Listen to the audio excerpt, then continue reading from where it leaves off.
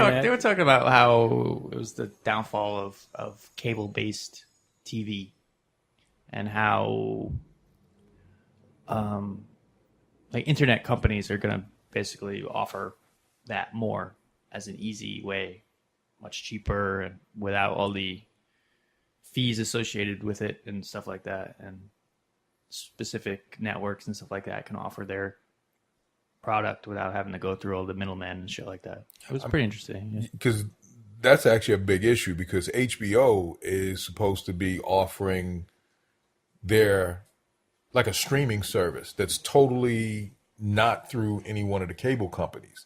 And I remember a lot of people were flipping out when they first heard that because, you know, I'm a big Game of Thrones person. And I know you just recently, didn't you watched everything in, I don't know, like a month or something. Right. Not even, probably 3 weeks I watched all of them. But there's a ton of shows that people like sign up for HBO just for that show. And Game of Thrones is one of them. So if you could sign up for a subscription service for like, you know, 10, 15 bucks a month. Just for that. Yeah. Just for all the shows that are like, you know, HBO Max or Showtime or what is it, Go or whatever it is. A lot of people would do that. It's like I ordered the sport package from Time Warner Cable. And the only channel I wanted was the Red Zone network. Right. I mean, I end up watching the other networks and stuff like that, but I'm paying a lot more than you would think for just like 4 or 5 channels. Because they bundle all those other crappy channels in there that you don't really want. Yeah. And you try to get them to kind of pull it out, and they just go, like, cause I had to do that for my mom. Like, my mom is, you know, a senior citizen on a fixed income and all that type of stuff. So she wanted me to get her cable bill down. So I was like, all right, I'm sitting there arguing with these dudes on the phone, trying to get them to pull certain channels. All she wanted was like the religious channel, like the God Network or whatever. You know, I'm not going to argue, but. That's funny because that's the channel I don't want. Right. But that's the one channel that she wanted. And they bundled all this other stuff that's up in there. So make a long story short, a lot of if the cable companies, what they've been screwing over people with is the fact that they'll bundle really good channels with all these other ones and charge you an extra price. So now if I can only get HBO through a streaming service, don't have to use the cable companies, do it through any internet provider. There's going to be a ton of people who are going to get rid of cable. And this is why they're totally freaking out now. Yeah, I don't have cable right now. I use a bunch of those services. Netflix. What do you have? You use Roku and yeah, the Roku Netflix. has almost anything you need, and I use Amazon. I'll pay for a movie if I want to see something that's more premium. I'll use Amazon. I'll use Netflix. I'll use like free History Channel app, free. There's a million of them. Popcorn Flicks, all these other ones. There's so many choices now. You could get that Roku stick. I think it's like what, 20 or 30 bucks. It's like the Chromecast, but it's a little bit better. I mean, because I have a Chromecast, and the main reason I like the Chromecast for me is that I can stream movies that I've bootlegged on my computer to my older flat screen. Right, yeah. So, you know, that's how we watched like the Liam Neeson movie the other night, you know. So I downloaded it and just streamed it right to my flat screen. There's an app called Plex, and you download it on your Roku channel, and then you set up your computer where it just accesses your computer, so it'll just funnel any of your movies into the Roku, which is just brilliant. I mean, that's basically what I'm doing, right? I'm just connect my computer straight to my TV. Yeah. I mean, basically it's the same thing. Yeah. It's the same thing. That's more direct. You have cable, Lou? Yeah, I use cable. Yeah. So what's your bill, if you don't mind me asking? $120 something a month. That's not too bad. I got cable and internet. I don't have any HBOs or anything like that. Yeah. No phone bullshit. Mine is like 200.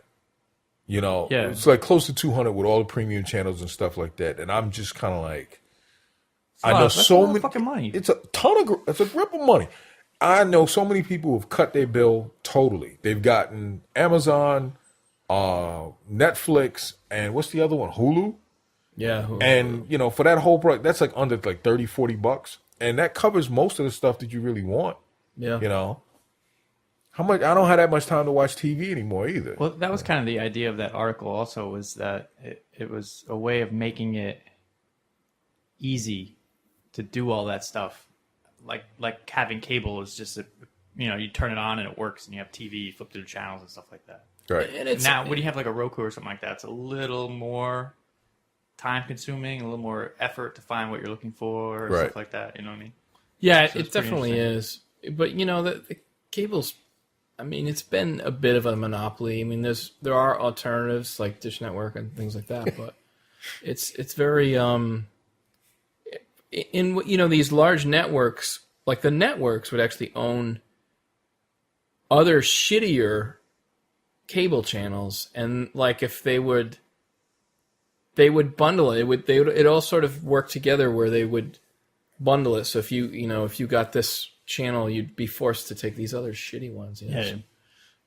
There was a article about Fox News and how they I'm sorry, they just Fox News. apparently you have to pay some kind of fee in order to be part of Dish Network, and I think Dish Network raised the prices quite a bit for cable stations, and the average cable station, what they did was they said, okay, well, that's a bit high, and there was some negotiation, and then things were solved out. They either stayed with Dish Network or they didn't.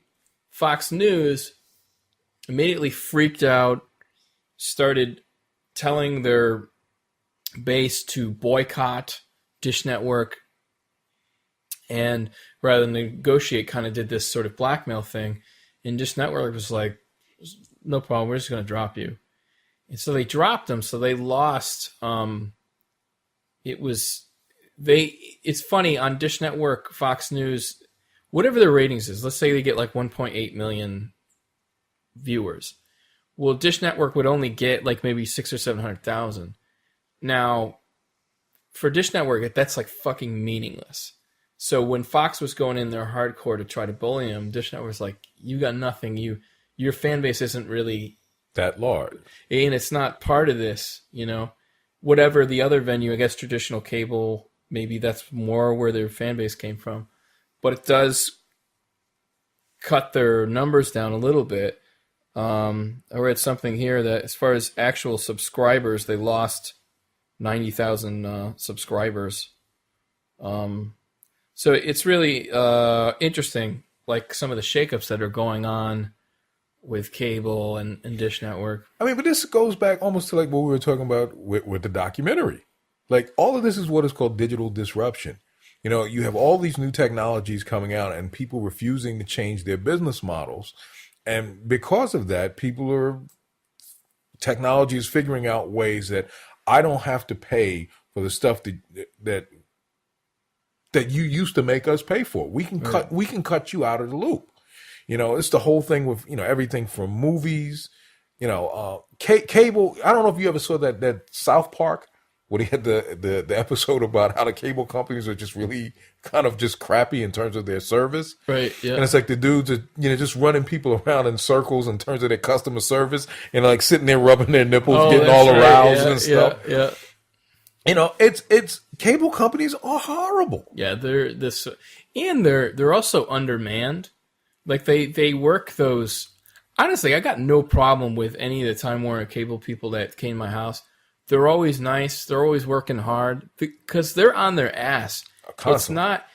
It's not a job. In your head, you're thinking, oh yeah, cable guy, they're fucking smoking weed all day in their truck, and they work those guys, and they have narrow times. They have to get there, set it up. They don't have enough personnel, and a lot of them are subcontractors. Yeah, that's what I was gonna say. A lot. Oh, really? They use subcontractors, so they have to work hard basically to keep their contract with the network or whatever, whoever they turn to or whoever their boss is. They're providing a service, so it's sort of for me. It's sort of a monopoly. Yeah, I can't. Unless I did, I guess I could do Verizon and do just pure satellite. But you only have certain, from a cable perspective, you only have like one or two providers in every area. I think I have one because I couldn't get Time Warner because I couldn't get I used to have RCN and I liked it, and I couldn't get it there. I could only get Time Warner cable. So I mean that's basically a monopoly, and they're sort of they're overpriced. The service is terrible. It's slow. In the United States, we pay more and we get less than in most most, whatever, developed nations, Like when we go to visit my wife's mother, my mother-in-law in Norway, she has this internet connection over there that's just like incredible. I'm talking about like, 100 megabits per second. And like, she's like doing like, online banking and stuff. She's not like, pirating movies and stuff. So like when I go overseas, it's like, man, I get excited because I can download or access stuff way faster than I could here in the US, They were bragging here about, who said 300 megabits or something? Time Warner just bumped up the speed on their network. I don't give a fuck what they say. I'm never paying for what I pay for. Yeah. I'm never getting what they. But there's limited bandwidth for a certain amount, certain areas. They're like broken down into blocks. Yeah. So we used to have a problem with our internet at work all the time. Because there's a bottleneck. They would basically bump us because they had too much shit at one time. So it was like lunchtime. When everybody was on, this is when it's in Manhattan, and they would basically bump us off. We'd lose all internet connection. We'd call them up and it was like, oh, and then they reconnect you, and then they just keep bumping people, and whoever called in, they put you back in. I've gotten that 300 megabits. And you never get the speed that they say. I got it once because I was online. I was doing an online backup at the time, and I saw the speed just all of a sudden just jump from like, 2 megabits per second to like 300 for like half an hour. And I know that they were probably just testing the line or something like that to see, what's theoretically possible, but you're never going to get that speed. A lot of it's bogus, So if there's another option, anytime you have these other options, you get this digital disruption, people are going to migrate towards it. I've honestly considered just totally getting rid of the cable and just having a high-speed internet connection, But the question always is which one do you go with? In my area, I'm lucky enough that I do have 3 providers. I have RCN, Time Warner, and Verizon. Verizon Fios, too. I have that at work. It's pretty I don't think awesome. I have Fios available where I am. It's not available everywhere. Well, you have the landlord or the business owner has to have them install the lines to your place, and then they install something. They install like a box in your place and stuff like that. So it's a huge undertaking just to get this, And they have to have enough subscribers to make it worthwhile. financial viable for them to